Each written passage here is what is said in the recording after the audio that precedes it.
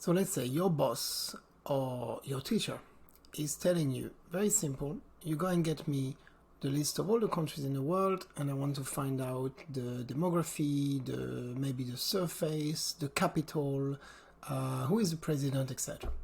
That's going to be a bit of a research, right? Let's open Excel and see how we can do it faster. So first of all, I'm going to just paste into my Excel window the list of countries, which is quite easy to get actually. You can find it on the web. You just type list of country, copy paste, and a lot of people would have talked about this. So here we now have my list of all the countries. I'm just going to add one title, and here I'll just type country. Here we go. So we're in Excel, so we need to make this a table.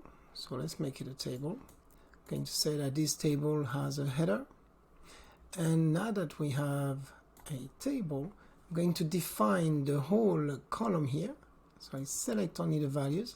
I'm going to define it as a geography. Here we go. It's going to take a bit of time because it's trying to go all the way down there. But now it has added a little thing in front, right? Which is very nice, because if I go and I click or hover on Angola, I can see information on Angola. And that's it. We have all the detail, right? But of course, we don't want to have to click, etc. So we're going to use the little pop-up menu here.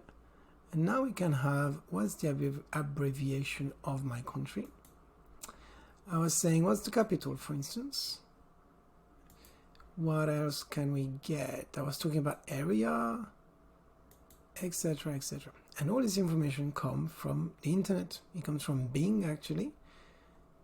So official name, oh yeah, and I was saying population. So let's enlarge this, etc., etc. And somewhere I was finding as well the person in charge.